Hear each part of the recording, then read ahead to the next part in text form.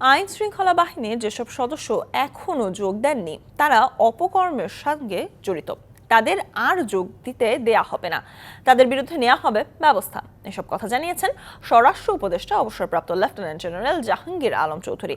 সকালে গাজীপুরের শফিপুরে বাংলাদেশ আনসার ও গ্রাম প্রতিরক্ষা বাহিনীর এক অনুষ্ঠানে এসব কথা বলেন তিনি। আইন শৃঙ্খলা পরিস্থিতি বিবেচনা করে জনগণের সুবিধার জন্যই সেনাবাহিনীকে অতিরিক্ত দায়িত্ব দেওয়া হয়েছে বলেও জানান উপদেষ্টা। ছাত্র জনতার উত্তাল আন্দোলন আর রাজনীতির পট পরিবর্তনে বিভিন্ন থানায় হামলা, ভাঙচুর ও অগ্নিসংযোগের ঘটনা ঘটে। থানা পুলিশের কাজে ব্যবহৃত গাড়ি পুড়িয়ে দেয়া হয়। কর্মস্থল ছেড়ে পালাতে বাধ্য হন পুলিশ বাহিনীর সদস্য। স্বরাষ্ট্র মন্ত্রণালয়ের নির্দেশে পর্যায়ক্রমে বেশি সংখ্যক পুলিশ সদস্য কাজে যোগ দিলেও ফেরেননি অনেকে। মঙ্গলবার পুলিশ সদর দপ্তর জানায়, কর্মস্থলে অনুপস্থিত পুলিশের 187 সদস্য। 1 আগস্ট থেকে 17 সেপ্টেম্বর পর্যন্ত তারা যোগাযোগ না করে অনুপস্থিত রয়েছেন। এবার তাদের বিরুদ্ধে কঠোর বার্তা সরকারের।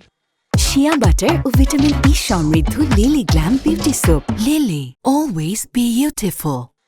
গাজীপুরে এক অনুষ্ঠানে স্বরাষ্ট্র উপদেষ্টা জানান, অপকর্মের সঙ্গে জড়িত থাকায় কাজে যোগ দিচ্ছেন না পুলিশ সদস্যরা। যারা কর্মযোগ এখনো জয়েন করে নাই তাদের আর জয়েন করতে দেওয়া হবে না এবং তাদের ক্ষেত্রে ডিসিপ্লিনারি অ্যাকশন নেওয়া হবে। কোনো ধরনের তাদের মাফ করা হবে না। তারা হয়তো এর ভিতরে কিছু কিছু আছে যারা বিভিন্ন অপকর্মের সাথে জড়িত, এই জন্যই তারা জয়েন করে নেয়। জনগণের চাহিদার কারণে সেনাবাহিনীকে সাময়িক বিচারিক ক্ষমতা দেয়া হয়েছে বলেও জানান স্বরাষ্ট্র উপদেষ্টা। এই ম্যাজিস্ট্রেট পাওয়ার দেওয়া হয়েছে জনগণের সুবিধার্থে। সেনাবাহিনী অনেক দিন যাবতেই কিন্তু মাঠে আছে, মানে তাদের তো একটা ক্ষমতার ভিতরে কাজ করতে হবে। প্লাস আমাদের অন্যান্য বাহিনী তো কিছু স্বল্পতা রয়ে গেছে, এটা পূরণ করার জন্য তো সেনাবাহিনী আমরা আনিছি।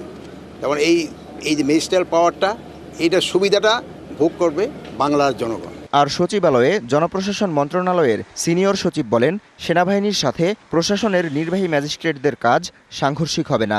The purpose of the government is secure the citizens and we are serving for the state. এই জন্য এটা এখন ফিল করা হলো যে এই মুহূর্তে এটা দরকার এবং একটা টার্গেট বলে দেওয়া হয়েছে অনলি ফর 60 days। কোনো কনফ্লিক্ট হবে না, সবাই মিলে এক রাষ্ট্র, এক জনগণ, এক সরকার। জনস্বার্থে আপনি কাজ করেন, আমি কাজ করি, অতএব it will make some good results. আইন শৃঙ্খলা পরিস্থিতির উন্নতি না হওয়ায় সরকার এই সিদ্ধান্ত নিয়েছে বলেও জানানো হয়। Habibur Rahman, DBC news.